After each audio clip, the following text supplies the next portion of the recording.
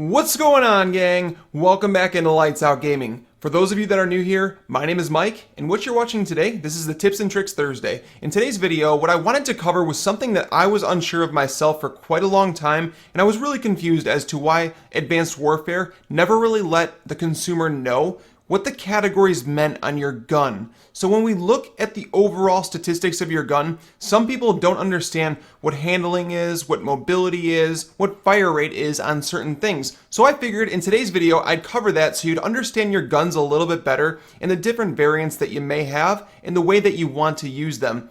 So lo and behold, what you're seeing on the screen right now is a supply drop I opened when I prestiged. I am now Grandmaster Prestige 11, so I'm about 4 away from being done. Completely done. It's been a grind, but I did get the AK-12 royalty. And while the royalty, I explained in one video prior, royalty guns are essentially an elite weapon with an extra magazine in them. That's all they are. So this one doesn't even happen to be the RIP, which is the one that I want, the RIP, the AK-12 RIP. I don't have it on any of my accounts. I picked up the gun quite a few times and I wreck with it. I've just never had the opportunity to actually, have it in my inventory. So let's get into the stats of this gun. The stats of this gun are pretty simple. All it shows on the gun is a +3 handling, but they don't allow attachments on it. So I don't feel like this is a great gun. But what I'm going to do is I'm going to go through the categories one by one and just let you know what it is they do and why certain guns are better than others. So let's take a look at the damage on the gun. The damage that's pretty obvious. It's the damage output that the gun does. If you're talking about shotguns, it's the amount of pellets that it lets out of the shotgun. If you're talking about snipers, it can increase the penetration power. So while the Moors is typically like a shoulder and up kill, or waist and up kill, I believe, it will increase penetration through like a wall. It'll help you get a little bit more damage that way. But essentially, it doesn't do too much on snipers just because they're usually a one-shot kill to begin with. The next category in stats would be accuracy. Accuracy is another simple one. What this one does is basically when you're aiming down sights, the amount of recoil, the amount of kick that you'll feel on your gun. So if you have a gun that's a variant that's a -3 accuracy, you might want to throw a grip on it just to account for that because it's going to be a little bit harder to control. When we're talking about shotguns, that will be the increased hip fire. So hip fire on a shotgun, it will, tighten the spread so it won't be so big. So therefore it's going to be better while shooting from the hip. And then when we talk about snipers, it would be the idle sway. So when you aim down sights with a sniper rifle, it goes in like that circular motion. It's going to reduce that if you have a plus in accuracy, and if you have a negative accuracy, it's going to create more sway on it. The next category would be fire rate. Fire rate, this one's pretty obvious as well. Most weapons, it's the rate of fire of the weapon. So the amount of RPMs that the gun will fire at. So if you see a fire rate increase, that's going to make your gun fire faster. And if it's increasing your RPM, so if it's increasing the amount of bullets that it's shooting, it's also going to increase the recoil on the gun, but it's not technically going to change the accuracy number per se. What it's going to do, it's going to fire more bullets, so the recoil is going to happen quicker. So that's also something that you might want to throw a grip on just to account for the extra recoil that you'll get. As for the energy weapons in this game, what it's going to do with the fire rate, the time it takes to overheat, or the longer it takes before overheating. So if you have a plus fire rate, what it's going to do, it's going to last a little bit longer before it overheats. And if you have a negative fire rate, it's going to overheat a lot quicker. So those are things that you might want to look at, like heat sink. You might want to put that on if you're using something like the EM1. And then the sniper rifles, that's the amount of time it'll take in between the shots. So everybody loves the bolt action sniper rifles. So let's talk about the Moors. Everybody wants the Moors.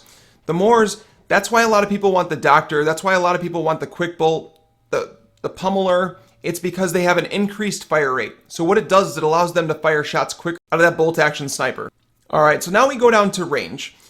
Range is this is standard for all weapons, and what range does is it tells you the maximum distance that a weapon can deal the most damage. So while some guns you might see a plus in range, if you throw on advanced rifling, it's going to make it that much more.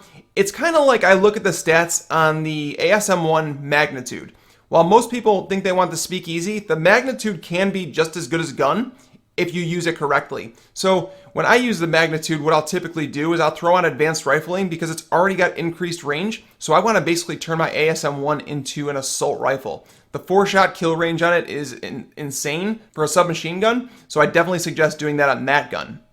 But if it's a negative range, you might have to counter it, and it's almost necessary to run something like advanced rifling, so you could add that back on.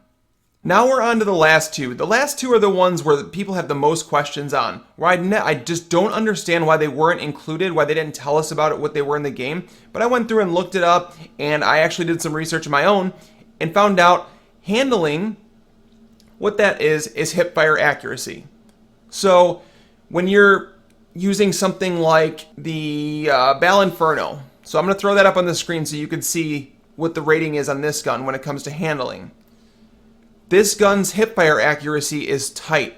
So if you're a rusher that usually uses a submachine gun, but you have the Bal Inferno, you can almost use that gun as a submachine gun because of how fast it fires and how tight the hipfire spread is. So some people will actually throw a laser sight on it and it turns into an SMG that can fire at assault rifle ranges. So handling is definitely something that's important. Now when it comes to shotguns, snipers, those ones are not hipfire accuracy because you're not going to increase those.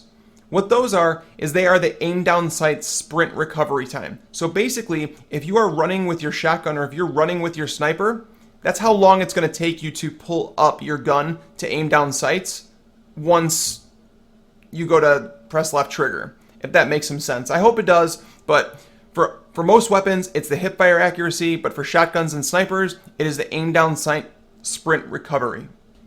Now we're on to the last one. This is mobility. This is one where I was a little confused as well. But what mobility does, and understand it changes with every gun. So you can come back to this video at any time and check to see the variant that you got in a supply drop that you're like, so wait a minute, what did this do for sniper rifles? I want you to come back and look at this because it does change for guns. Mobility on most weapons, which, assault rifles, submachine guns, what it affects is aim down sight speed. So I'm going to pull back up that Bal Inferno that I was talking about. Remember how it gave us a +1 fire rate and a +2 handling, so the hipfire was that much better? Well, that's where the negative comes in, the mobility. So what it essentially does, it adds on so much time into the time it takes to raise your gun that you have to run quick draw on this weapon. If you have the Bal Inferno and you have not run quick draw on it, do it now and you're going to love that gun a lot more. It's actually it's in a close competition for me with the Obsidian Steed for the best gun in the game. They're just two different guns and they could be used differently, but you need to have quick draw on the Bal Inferno because the mobility is so low. That aiming down sight speed is drastically reduced and it hurts.